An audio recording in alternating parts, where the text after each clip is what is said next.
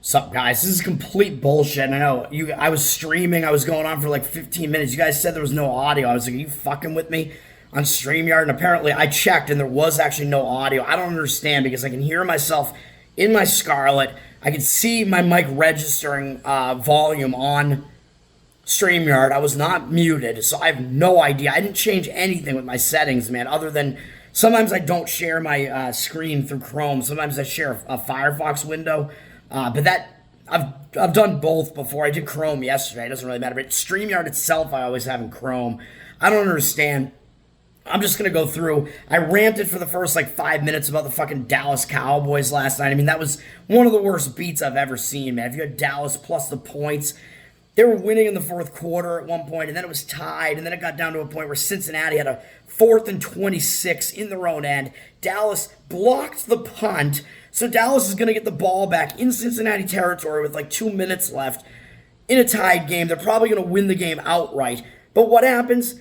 No, the punt was partially blocked, so it's going to land like somewhere around the Cincinnati 40. All Dallas has to do is get out of the way, and they don't do it. Some rookie player on Dallas, I don't know who it was, winds up touching the ball, which means that it's a live ball and Cincinnati can recover it. And that is exactly what they did. You have to know, get out of the way. Just let the punt fall where it's going to fall. You're going to get the ball at like the Cincy 40. Get out of the way. Mike McCarthy, I have no idea how he hasn't been fired. This goes down to coaching. This is horrible discipline. Unbelievable that happened. I couldn't believe it. And then not only that, so Cincinnati then goes from 4th and 26 in their own end, plus having their punt blocked, to having possession of the football near midfield with a couple of minutes left. But then at that point, you're thinking, because the defenses had actually not been that bad in the game, like Dallas had actually slowed down Cincinnati's offense, which was part of my handicap. I think my handicap in that game was absolutely right. So at that point, you're thinking, well, this is going to be bullshit that Dallas is not going to win, but Cincinnati's going to just run the clock out, get a field goal, and win. And that's not even what happened. They had like a short pass to Jamar Chase, and he winds up going all the way in for a touchdown, and they wind up covering instead. Absolutely ridiculous. And Dallas still had a minute left, and I think they still had all their timeouts left at that point, or maybe they had 2 left after that at that point, and they just had horrific clock management on their final possession. They took a sack, which they really weren't under pressure much of the game. Dallas was the team that had the much better pass rush in the game. Unbelievable that they don't even cover that. If you had, luckily I didn't actually play it because that was like my favorite play of the night if I had played one. And I was right on basketball in South Carolina State and whatever. Didn't get the Knicks right. They almost covered. But that Dallas one, that was my favorite play of the night. I was very close to playing it.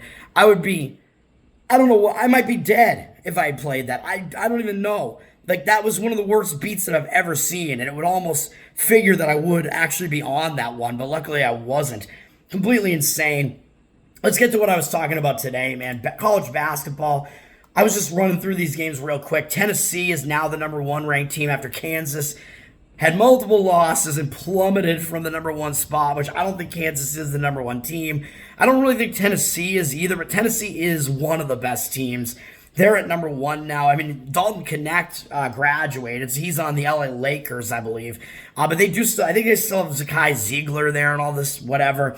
So they still have a pretty stacked team there. They're a little bit better than I thought they would be this year. But Tennessee's hosting Miami, and Miami is down this year. So Tennessee is like a big favorite. They're up, I think, from 15 to 16 or so. That game's neutral site at Madison Square Garden. It's the Jimmy V tournament or whatever, which I always think it's Jimmy Vaccaro. I made this joke on my muted StreamYard stream there. He's a Vegas bookmaker. I'm like, Jimmy V, that's him. But no, it's actually Jimmy Valvano, who was a Rutgers player. And I don't know if he wound up having cancer or what, but I know it has something to do with raising money for cancer research or something like that in that tournament. So Tennessee is playing against Miami. Miami's coming off that game where they should have covered, for me, in my opinion, against Clemson, and they just completely blew the game, imploded in that game. I just don't know what Miami's really going to have in this one. I think the line has moved up on Tennessee a little bit. I don't want to touch it. Duke is playing at home in Cameron Indoor today, and they're like a 30-something point favorite against Incarnate Word. Good luck with that. Don't want to face that either. Davidson, as I mentioned yesterday, is coming off almost losing to Charleston Southern is a pretty big favorite. So Davidson, when you're a big favorite like that and you almost lose, and Charleston Southern, bad team. I mentioned they were in a bad spot after that game. They did lose pretty badly yesterday. They're not a good team. So I had that game right. But Davidson coming off that, I think that's a type of win where you barely escape against a team that you really should beat soundly. But Charleston Southern had stepped it up because it was like in Carolina, little brother situation there at the very least. And so is this game here. Davidson's playing Charlotte here. But I think Davidson, after playing really poorly like that, I think you try to work on some things after that. You try to fix some things, and that is reason for them to refocus in this one. So I would only look to the Davidson side in this one for that reason. They're up from 7.5 to 8.5 with juice. So they're not even a big favorite here against Charlotte. Charlotte, I mean, they're in a decent conference, at least in the American Athletic. I don't think they're that good. Maybe Davidson's not really that good either, but kind of interesting on that one. That I kind of expected the line to be bigger on Davidson there. And then Princeton is hosting Monmouth today, which is a New Jersey battle there, where Monmouth is the little brother. But Monmouth really is not a very good team. Princeton is still decent, and Princeton's laying 14 in that one. So I'm not going to touch it. My first play, which I was just talking about before I had to end my stream, I'm going to have to test some things maybe tonight, man, before tomorrow. I don't know what the fuck. I'm going to play Rutgers minus 1.5 against Penn State. I think this is a letdown spot for Penn State. Rutgers has flipped from a 1-point dog to a 1.5-point favorite, and it's going through the 1.5, so it's almost hitting that number of 2, which is kind of key in basketball because it's like one bucket at the very least. So I would want to play Rutgers at something lower than 2. Basically get them at a line that's just to win the game. Maybe play like a money line or something like that. Rutgers is the play. Penn State, very quickly, simply they're in a letdown spot, man. And Penn State, they came off that big win over Purdue, and I played Penn State in that game. I thought it was a bad spot for Purdue coming off playing that tournament, and they'd finished that tournament by beating Ole Miss. They had to go on the road only for the second time to Penn State, and the first time they went on the road was bad. They lost to Marquette, and it was similar in 2 ways, this is why I played Penn State in that game. Penn State and Marquette both play fast pace, and Purdue likes to try to play really slow pace. So Purdue going on the road again against a fast-paced team, kind of in a letdown spot. I didn't like it, so I played Penn State, got that right. Penn State was able to push the pace in that game a bit. They won. So now that was a big win for Penn State, man. I mean, you beat Purdue, one of the better teams in the Big Ten there, the team that has won the Big Ten, I think, multiple straight years. Now, huge win for Penn State. So now Penn State's coming off of that, and a highly ranked team this year, too, in Purdue. And Penn State is having to face their first true road game now on the road, going to Rutgers. I think it's a letdown spot, and it's going to be a tough environment when you haven't faced a true road environment yet this season. Penn State's faced a pretty weak schedule, really. I mean, the only big conference teams they faced, or they had a win over Virginia Tech, which Virginia Tech's not very good this year, I don't think. They lost to Clemson. Clemson is pretty good, and that was a pretty competitive game. But I think that might have been at home for Penn State, and they still lost that game. And Clemson is a slower-paced team as well, I believe. So I don't know what exactly happened there. And then, of course, the win over Purdue, win of the season type of thing, man. That was their big game of the year so far, and Penn State's coming off that. That's like the legitimizer type of game here. Now they're going to Rutgers. I know that Rutgers is not better than Penn State. Rutgers was ranked to start the season, but they're way overrated, and they've completely fallen out of the rankings, and rightfully so. Ken Palm has them like in the 60th something ranking spot, and has Penn State, I think, in like the 40s. He does have Penn State winning this game, I think by 1 or 2, but it's kind of in that realm where it's still close to like a pick'em type of game, and I think the spot puts it over the edge for Rutgers here. Rutgers sitting at 5-4, Penn State at 8-1. I'm guessing the public is probably only going to come in on Penn State if they play this game. Rutgers, they're trying to break a loss streak, man. They've lost 3 games in a row, and the last game that they played was at Ohio State. Not an easy game at all. Ohio State's pretty good, and they're flying under the radar right now. So that was not an easy game. That was the worst out of those losses. They lost by double digits. So I think this kind of looks like a bounce-back spot to me for Rutgers. I know they do have Seton Hall up next, which is an in-state rival, sort of, but Seton Hall is way down this year. So I think we're going to see Rutgers be focused on this game. This is their first conference home game, their Big Ten home opener, and off of multiple losses, they're going to want to win, man. So I expect focus from Rutgers here, and seeing what Penn State did in the previous game. Rutgers, although they're 5-4, really their only bad loss was against Kennesaw State. And I mentioned I liked Kennesaw in that game because Rutgers was having to face their first true road game, and they had bigger games up next, so they're going to have to play whatever this tournament was, I think, where they played Notre Dame after that. So I didn't like the spot for Rutgers. They played poorly. They got caught by Kennesaw as a double-digit favorite in that one. So that was a bad loss, but I think it was a bad situational spot. They bounced back from that, and they beat Notre Dame. Then their other losses were against Alabama, where they covered. And for me, I had Rutgers in that game in whatever tournament that was. Alabama was coming off a big win, so I faded Alabama there. Rutgers was able to cover in that one. They played competitively, which is a good sign. They played competitively again, even after that big performance. They played pretty well again against Texas A&M. So Rutgers hasn't played badly against some of these better teams. And then, like I said, they had to go back out on the road after that. A tough spot, really, and they lost fairly badly to Ohio State. So I like Rutgers here. I think they're in the bounce back spot. Penn State in the letdown spot. So give me Rutgers in that game. Then we got Syracuse is playing Albany. I mean, Albany's an in-state little brother there. Syracuse more than a double-digit favorite there, 13.5 or something. Not going to touch that game, obviously, either. My other play is on South Dakota, -1, I believe is what this is. Oh, I skipped over one other game I was going to talk about, but I'll give you South Dakota here, and that's my other play. This is going to be a fade of Wyoming, but it is also a play on South Dakota in this spot. I know both of these teams kind of suck. The line looks like it's moved a little bit towards South Dakota from pick'em to pick'em with juice, somewhere around -1 or so for South Dakota. Whatever line in that vicinity, I think is fine for South Dakota. Wyoming, I think, is in a pretty bad spot, man. I mean, they just had probably what was their biggest game of the year so far. They had to go to Utah State. Utah State's playing really well. Utah State's a good team, and having to go to their place and play them, not an easy task. Wyoming had one other road game and got blasted by Texas Tech.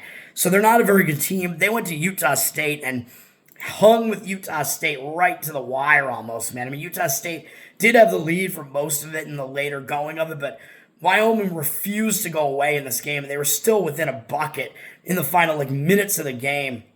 Wyoming played their guts out, and they shot 46.2% from three in the game, which I don't think is something you're going to see from them again. I think that's an outlier. And Utah State only shot 29.4% from three, so some kind of outlier three-point percentages happening in that game, and Wyoming still fell short.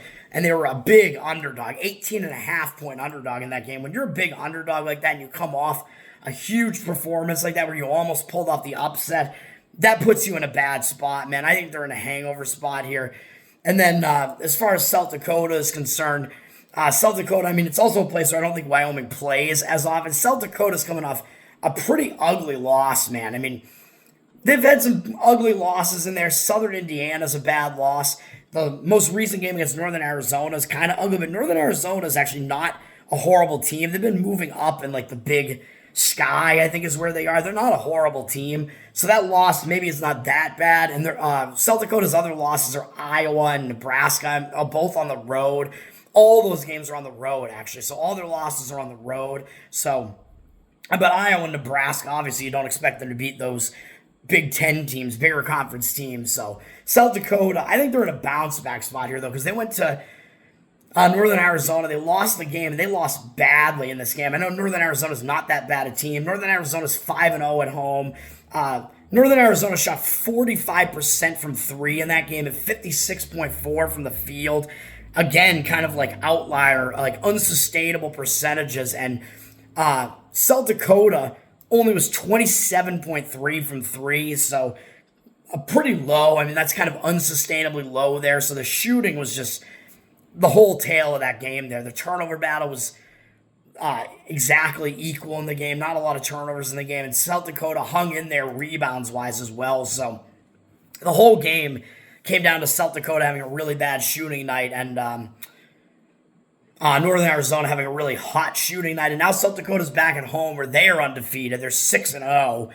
And they haven't faced the greatest opponents at home. All the best opponents they faced have been on the road. But still, I mean, this is a game where it's a pick-em line. I mean, both of these teams are not very good. Obviously, Wyoming is the better team. But in a game like this, I mean, I think that it's just I think it's probably going to be bad for Wyoming here. And the other thing about this is I think this is a huge tempo clash where South Dakota plays one of the fastest tempos in college basketball right now. Wyoming wants to play slow. So I think this is a bad situation for Wyoming for that reason as well, where South Dakota might really try to speed up the game. South Dakota plays real fast. They can actually score decently, and they don't really play defense, which is not usually what I like to do, but when it's in complete contrast to a Wyoming team that's still not a very good team and in a bad spot, it is a situation where I'll jump in on it with that contrast in styles. And Wyoming is the better defensive team here, but they also are a very weak offensive team. So South Dakota should be able to still, I think, outscore them in this game, which obviously is what we're banking on here. So, and the scheduling spot dictates it. So give me South Dakota there. And then the other play I was going to talk about it's not a play for me, but I was close to doing this, is Rhode Island at Brown. This is Brown being an in-state little brother here. I think Brown is kind of moving up in the Ivy a little bit. They've been more competitive recently in the Ivy. I think they had kind of a shocker upset in the Ivy tournament last year before they wound up losing to who won the Ivy last year? I don't even remember. Yale, right? Because Yale won against Auburn in the tournament. But Brown, I think, upset Princeton.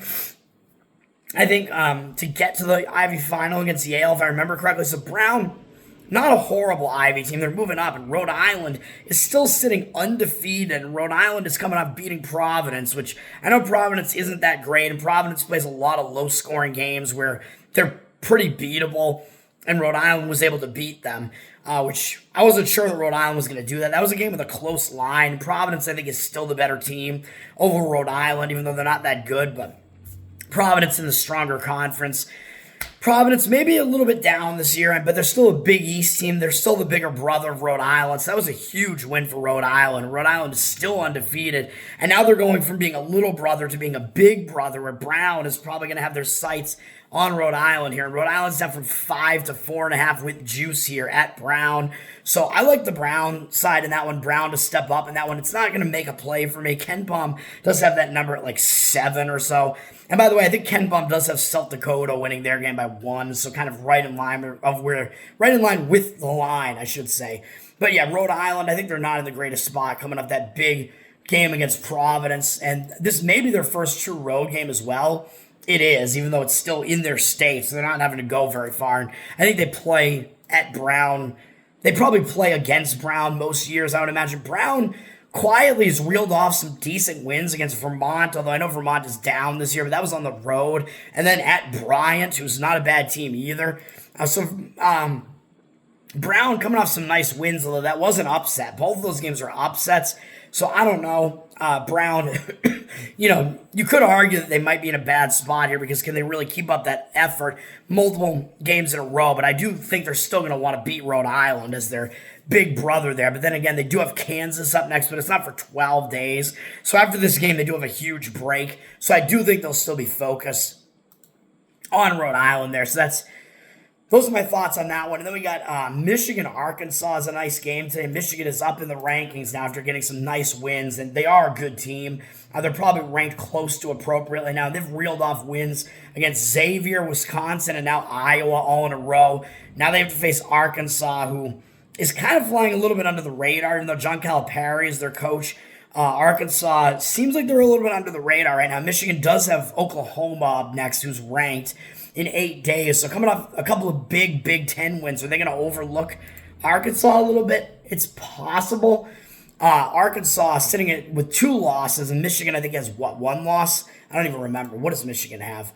8-1. I don't even remember who their 1 loss is against, but it was against Wake Forest by 2 early in the season. So Michigan does look pretty good. And now that they're in the rankings, this is a spot where the public is probably only going to come in on the Michigan side. But Arkansas, their only losses are to Baylor and Illinois, so their losses aren't really very bad at all. I mean, those are pretty good teams, and I think they may step it up. They're coming off some easy games where they barely beat Miami, which wasn't that great, but then they bounced back and beat UTSA pretty easily. So Arkansas is kind of in the easier spot after Michigan has reeled off a bunch of big wins in a row. Michigan in this one is sitting at a 4-point road favorite, though, so they are according to the according to our sources here, according to the odds makers, it's not at home actually. This is in the Jimmy V tournament. Never mind, makes more sense. It's a neutral site game because if it was at Arkansas, it would be closer to a pick 'em.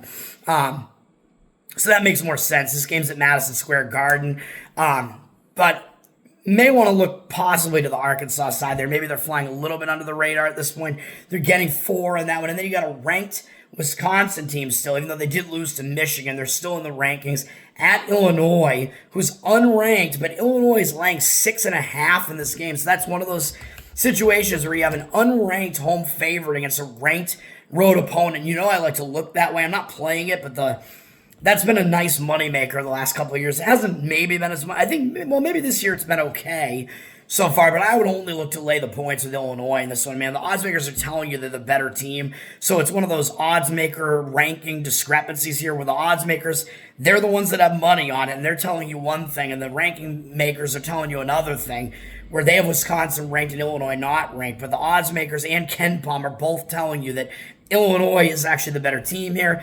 Illinois is up from 6 to 6.5 with juice, so it's getting close to 7. So if you do like Illinois here, you'd want to lay the 6.5 because 7 is a key number in basketball. It's where you hit that threshold where it's the three score threshold there, where teams start intentionally fouling or stop intentionally fouling, I should say. So I do like the Illinois side in that one. I think both teams are going to be focused here, but when you have a ranked road opponent like that against the unranked home favorite, man, it's the odds makers telling you something. And this one's kind of crazy with it being 6.5. So the public is probably going to look at it and come in and think, oh, I'm getting points with a ranked opponent against an unranked. I got to do that, right? And obviously I always would tend to look the other way in a game like that. Wisconsin's coming off kind of a couple of tough games. They took their first loss against Michigan, and then they followed that up with a first road game where they lost to Marquette. So difficult game. Marquette also likes to speed the game way up, and Wisconsin's a slow team. So I mentioned I did not like Wisconsin in that game. Now Wisconsin's facing a second straight road game, and not only that, but Illinois is also a very fast-paced team. So that's going to maybe throw Wisconsin out of their element too, because Illinois likes to score or likes to run fast-paced. So for that reason, I also like Illinois. Illinois also doesn't have a conference win yet. They're coming off that game where I actually played Northwestern against them because Illinois had that sandwiched in between a nice win over Calipari's Arkansas team there and then having to face a first true road game against Northwestern on the road there and losing as a favorite to Northwestern. I took Northwestern in that game. It went to overtime. Illinois got upset by the in-state little brother. And Illinois shot badly. Both teams shot terribly in the game, but Northwestern only had 4 turnovers in the whole game. So kind of an outlier there. And Illinois had 11. Illinois only shot 26.5 from 3 and 37.3 from the field, but Northwestern was only 38.9 from the field and 19 from 3. So bad shooting nights for both, an off shooting night. I expect a bounce back from Illinois here. Illinois is this is their home opener as well, home Big Ten opener as well. So I expect Illinois to show up for that reason as well, even though they do have Tennessee up next. You know what? Fuck it. Let's add another play. Let's lay the points with Illinois here. Minus 6.5 if we can find it. Let's do it. Illinois adding a play last minute here. We're doing it. Hopefully I can get through these before I get out of here, man. Maybe I'll just talk about my plays in NBA and NHL and then get out of here. Because I don't know that there's that much else to talk about on this college basketball slate. I think that's it. Those are the big games. NBA, we only have 2 games. Dallas and Oklahoma City is a good game. And I will just say that Oklahoma City's still looking for that playoff revenge against Dallas, who eliminated Oklahoma City last year. Oklahoma City played them once this year and lost. So you may get a little bit of an extra motivating factor there for Oklahoma City in this one. They're sitting at a 4-point favorite. It looks like the public's coming in on the Mavs at 54%, but 65% of the cash on the Mavs. But I would only look to lay the points with the Thunder in that one. I haven't really looked at the situation, but I think it's a spot where both teams are going to show up. But speaking of situations, I'm laying the points with the Milwaukee Bucks. Minus 7.5. They're down from 8 to 7.5. They got 72% of the tickets on them. Shockingly, I would expect the Magic to kind of draw some public action because the line is so crazy. 86% of the cash on the Bucks. I like the Bucks here, man. I mean, it's one of those lines that looks misleading because you got a Bucks team that's only one game above 500 against an Orlando team with a way better record than that. So it's like, how is Milwaukee laying 7.5 here? It looks big. I think to the public eye, it's going to look like maybe you're getting some value on Orlando. But of course, remember, we got injuries that we're looking at here. So Milwaukee, you got to pay attention to their injuries, man. It looks like Middleton and Giannis are both day-to-day right now. And this line makes it seem to me like they're both going to play in this game, and hopefully at least one of them is going to play. But we're looking at an Orlando team that's very injured here. So the line seems to indicate that you're going to get a full Milwaukee squad here. Hopefully maybe the line will drop a little bit, but I don't know. That'll probably only happen, though, if Milwaukee does have some injuries here. But I think those guys have both been playing, right? So I don't know if it's just like a precaution thing. Giannis definitely played in the last game. I don't know about Middleton, but I think if at least one of those guys is good to go, they'll be good to go. In Milwaukee, I played against them in their last game, and they struggled against the Brooklyn Nets. They still won, but Brooklyn had the lead for a lot of that game. Brooklyn covered, and it was a fade of Milwaukee because Milwaukee was coming off Boston, man. They lost to Boston on the road in a very close game, so that set up a bad spot for them against Brooklyn. But now I think they're going to be in a bounce-back spot after that because they were in the hangover spot, didn't play well against Brooklyn. Now they're going to be back home, and I know they do have Cleveland up next, but I think after that bad performance against Brooklyn, they're going to want to be focused here against Orlando, man. They got a pretty ugly record here. They need to win some games. Orlando's still a team with a good record and probably a playoff team. So I think Milwaukee will still show up and play in this game. And it is part of the in-season tournament. If you think that's going to give them a little extra motivation, I don't know if it will. I usually don't tend to factor that in that much, but the regular season handicap of this does look like it is a bounce-back spot for Milwaukee. And Milwaukee, I mean, part of the reason the record is bad is, I mean, look who they've played. They've played Boston 3 times already, which is all they're playing them this year. They've already played all of their games against Boston, and that's 3 of their losses. They faced Cleveland twice and lost both of those by a combined 3 points, by the way. So they almost beat them both times. So they faced all of those teams. They faced the Knicks, which isn't easy either. I mean, they lost to Atlanta, who's been giant killers so far. Atlanta's been beating some good teams. Boston and Cleveland have both lost to Atlanta. Cleveland twice. So Milwaukee really has not faced the easiest schedule. And speaking of Orlando, their schedule really has not been that difficult in this stretch where they've won all these games. I pointed that out when I faded them with the New York Knicks, and the Knicks beat them. But look at the games that they've won in the stretch where they've been winning games without Banchero in there.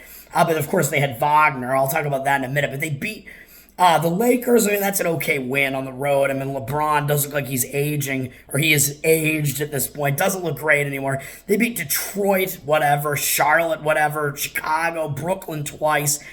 Lost 1 of 2 to Philadelphia. I mean, those are not very impressive. Even though Philadelphia's starting to get some of their players back, they're still not playing that well. And then Orlando finished the game. I mentioned I liked Orlando in this game against Phoenix, which was Phoenix without Kevin Durant. And Orlando, that was the first game without Wagner, so they stepped it up. It was the injured player theory game, and so Banchero's still not back. Wagner was out, his first game out, so they stepped it up in that game. That was the injured player theory spot now they have to go out on the road to face Milwaukee again, and they do have Oklahoma City up next, but it's not for 9 days, so I don't think they're going to pay attention to that game. But I just think Orlando's not in a very good spot here, man. When it's that second game after you really step up that effort to try to compensate for that injured player there, that second game with the injured player, you tend to really not do as well. So I think that is going to be the case here. So I think they're going to have a little bit of a setback in this one, even though it is against a good opponent. I think Orlando, they're just too short-handed here, man. It looks like Milwaukee's going to at least be at mostly full strength here. So I'm laying the points with the Bucks for all those reasons there. And then we'll look at hockey. I have one playing hockey. We have a decent-sized hockey slate here, and I don't know if I really have that much of a feeling on some of these games here. I will mention that the Kings, I think, are kind of in a bad spot because they just beat the Minnesota Wild, and that was with Kemper back in net. Kemper has been out for a while. I think he was their starter. It looks like they were alternating between him and Rittich, but I do think Kemper was hurt, and he came back, and they won that game.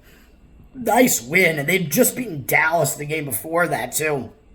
So that's a nice win for the LA Kings, so I think they are in a letdown spot. Now they go out on the road to face the Islanders, and they do have New Jersey up next, which is a bigger game, and then the Rangers, who are still a big name, but they've really been struggling recently. But I think the fact that this is a first game of a road trip, though, just gives me a little bit of pause, because when you have a lot of momentum and you take that out on the road, it does tend to be kind of a positive spot, and you do tend to be focused when that happens. But I do think it is also a letdown spot at the same time, so kind of conflicting factors there for the LA Kings coming up that nice win over Minnesota. I think it is a little bit of a letdown spot, and you have the Islanders with a little bit of momentum right now. They beat the Hurricanes, and then I thought they were going to be a letdown spot on the back-to-back off of that, having to go up to Ottawa, and they still beat Ottawa. Pisses me off.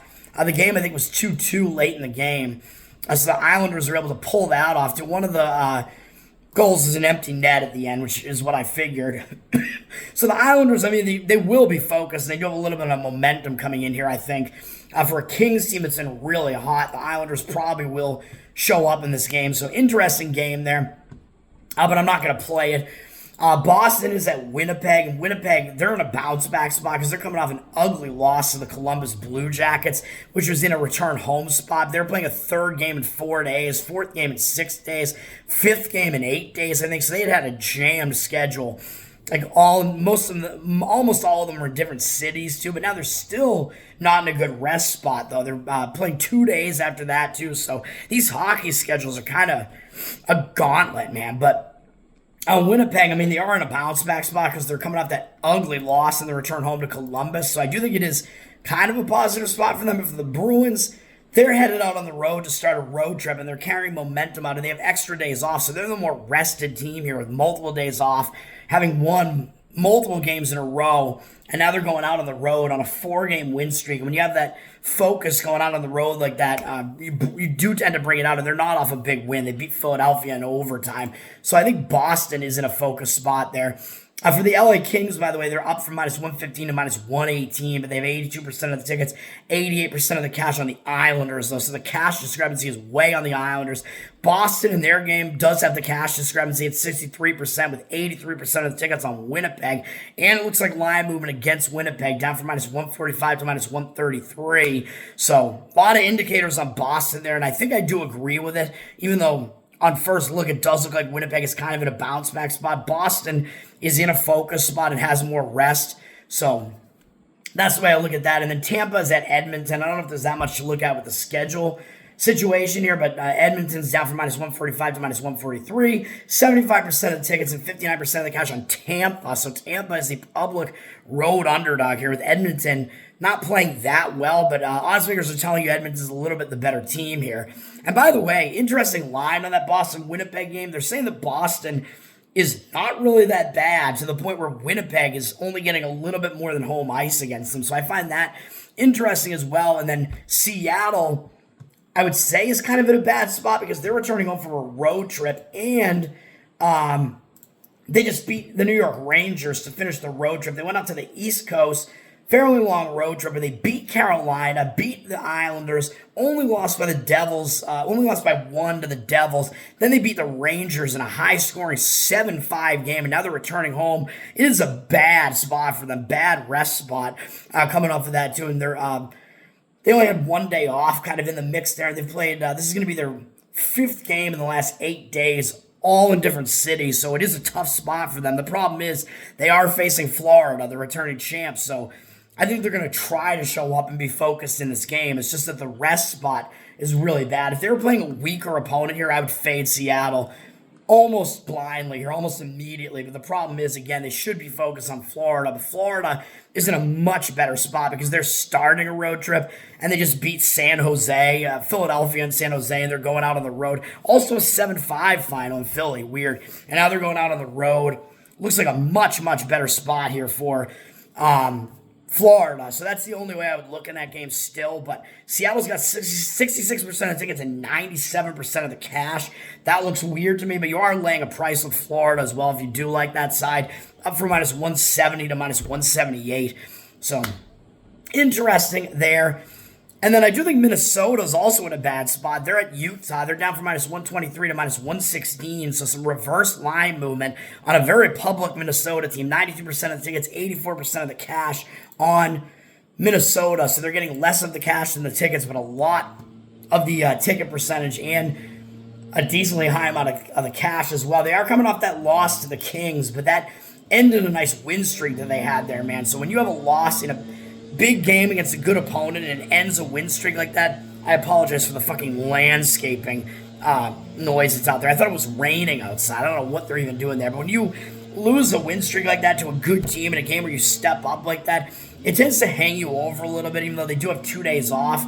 They're having to go up into elevation to play Utah, and then they do come back home and play Edmonton in 2 days, which they may be looking ahead to that game. So I think the Utah side is correct in this one. Utah is returning home from a road trip, though. Only a short road trip, but it took them to Buffalo and Philadelphia. And they're playing a third game in 4 days now, all in different cities. So they are returning home. I still like the Utah side slightly, but I have a little bit of hesitation about actually playing it because they are returning home from a 2-0 short road trip there. They beat some not very good teams, but they will be focused with Minnesota coming into their house, though. It's just the rest spot isn't exactly the best for them. So I'm going to stay away. And the one game I'm actually playing is the ugly game on the board, man. Philadelphia-Columbus. Give me Philadelphia in this one, even though Columbus is down from -115 to -107. So the line looks like it's moved in Philadelphia's direction. I think we're getting Philadelphia at -104 right now, but I see 92% of the tickets on Philly and 67% of the cash